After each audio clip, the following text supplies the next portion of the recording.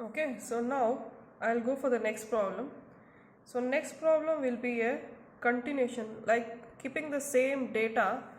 I will try to add few more things so that it will be like a one more problem you guys are going to solve. Okay, so we are having the next problem, that is for this given same data.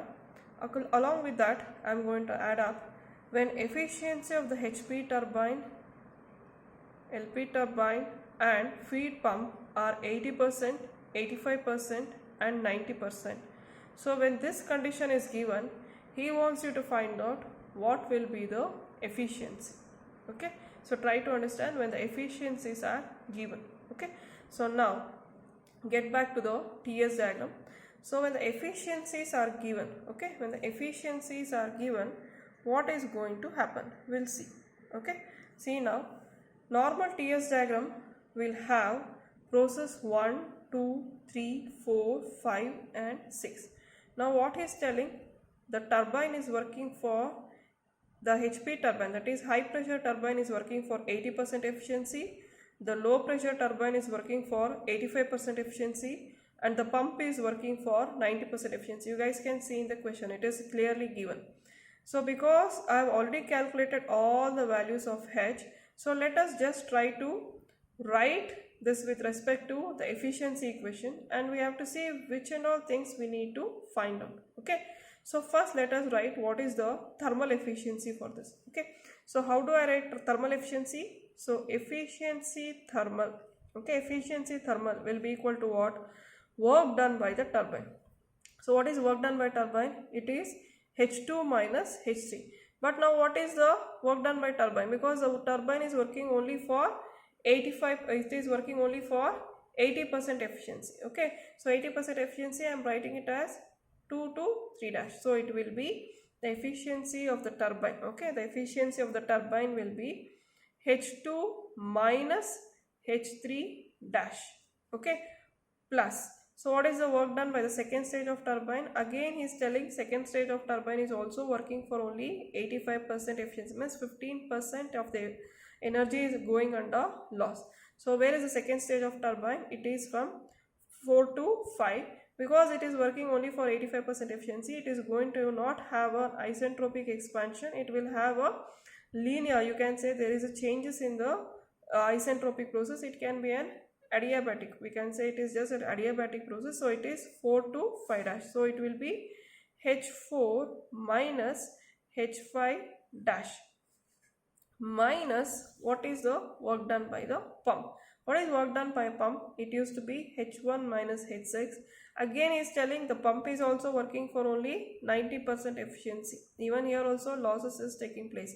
So it will be H1 dash minus H6. So here the work done by pump will be H1 dash minus H6. Okay, so our efficiency equation is going to change like this.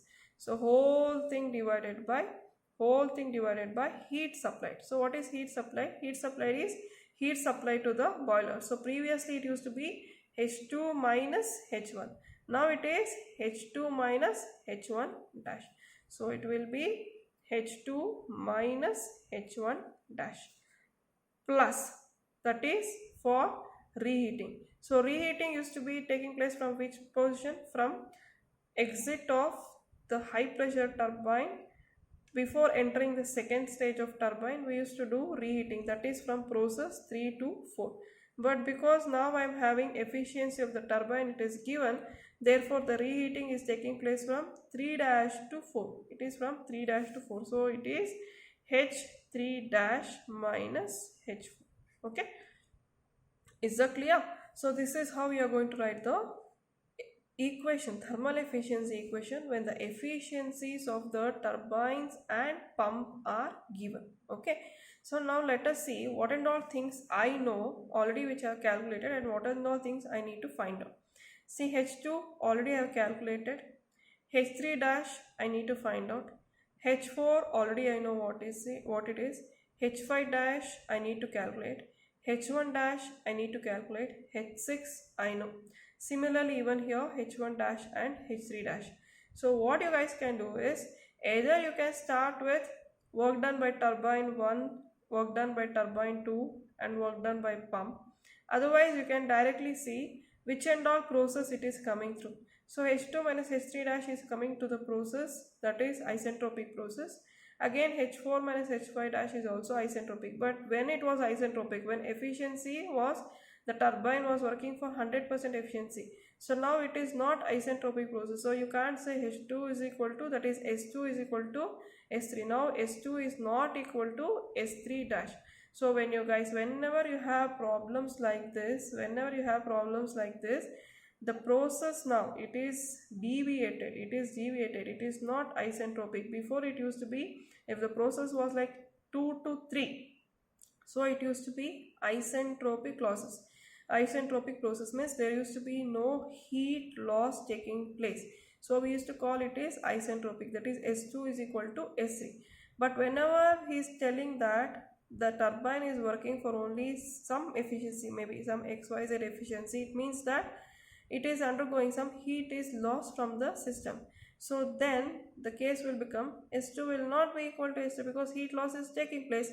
Therefore S2 is not equal to S3. It means S2 is not equal to S3 dash. So I am not going to have an isentropic line. I am going to have a line which is deviated from 3. So I am naming it as 3 dash. Okay. So you can't go for using S2 is equal to S3 dash. So keep it in mind. You can't use S2 is equal to S3 dash. So if I can't use this, then how I am going to find out H3 dash?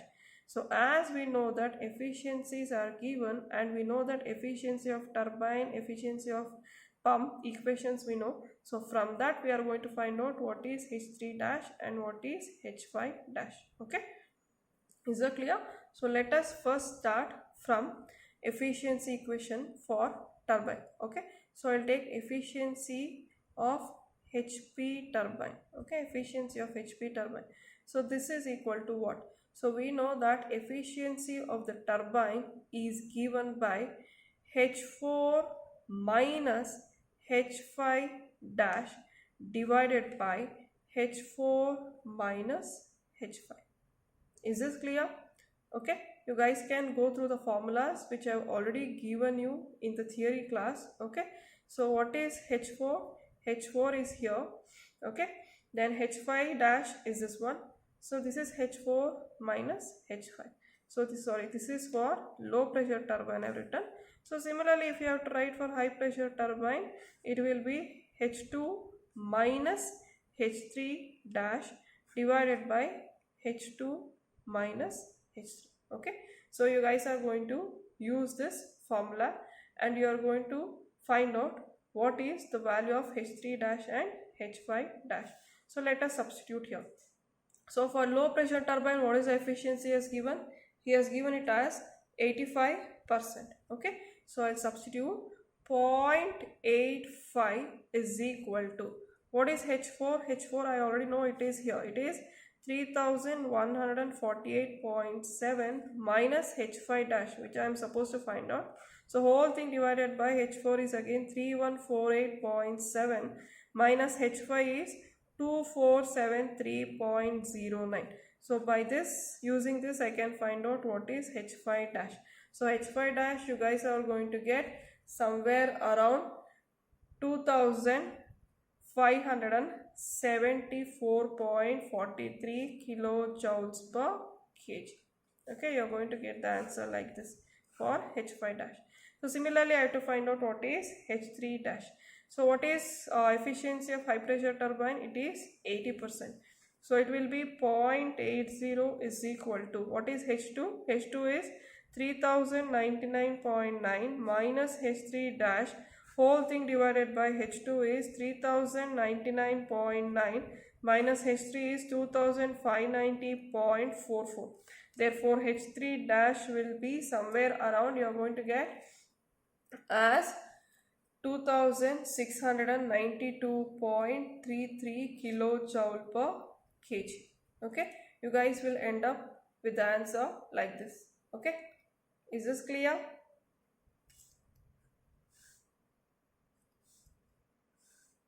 Okay, so similarly you have to find out what is for pump. So for pump, when you are writing, how you are writing is, for efficiency of pump, this equation, you guys, it will go like reverse. The dash will come in the denominator. Okay, so it will be like this. So it will be h1 minus h6. It's not h1 minus h6 divided by h1 dash minus h6. Okay, so this is how you guys can easily remember. In the turbine it will come in the numerator, in the pump it will come in the denominator, okay. So now you guys substitute here. So efficiency of the pump here is given as 90%, so it is 0.90 is equal to h1 is 350.85 minus h6 is 340.6 divided by h1 dash minus 340.6. okay, so your answer will come somewhere around h1 dash, your answer will come somewhere around 351.99 kilojoules per kg. Okay, see now, if you guys see your answer, there only you can judge whether your answer is correct or not. See, where is h5? H5 is here. Where is h5 dash? It is over here. What is the h5 value you are having? 2473. So obviously your h5 dash value will be more. Okay, see here. Similarly, how much you have got h3? H3 you have got 2590. Where is your h3 dash? It is above it. So it is 2692. Similarly, where is your h1? H1 is here. How much you are getting? 350.85. Your h6 is here. So it is lesser than, the pressure is less. So it is 340. Where is h1 dash? It is above h1. So it is 351.99. So whatever the answers you will get from there itself, you can make out the way you have taken formula is correct or not. If you have taken this reverse, okay, so obviously then your answer will come less. So then only you can easily make out that where somewhere you have done either in substitution wrong or the formula itself you have taken wrong.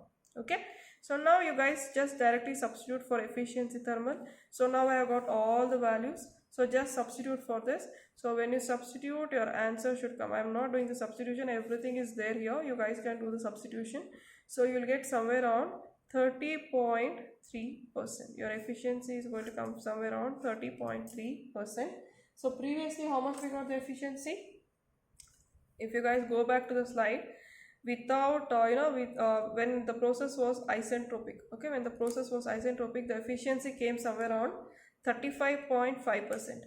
So now, because see, obviously when the losses are there, obviously the work output what we are going to get from the turbine will be less. Yes or no? If the losses are there, obviously the work done will reduce. So your efficiency has reduced. Previously when the efficiency was 100%, as I told you in the first hour class, you guys will be giving your 100% interest, right? So obviously your receiving capacity will be more. So similarly, when it's isentropic, you will have more efficiency compared to an actual process. Okay, so similarly you guys can find out even SSC also. Okay, SSC will be equal to what? It is 3600 divided by W net. So whatever you have got, the W net, that is only the numerator part, you are going to substitute and you are going to get the answer as 3.71 kg per kilowatt hour. Okay, so previously you got the answer as for SSC as 3.067. So it means that it is going to consume more steam to develop 1 kilowatt power. That's what it means. It needs more energy. Previously you had 3.064 kg per kilowatt hour. So only the amount of steam required was 3.064. But now the amount of steam required is more to generate 1 kilowatt hour of power. Okay, is that clear? Understood? So try to go through this, okay, and see that in exam he may ask problem like that, or he may have the complete problem like this. Okay, so it is asked completely like this, obviously the marks evaluated for this will be more. Okay, so just go through it. Thank you.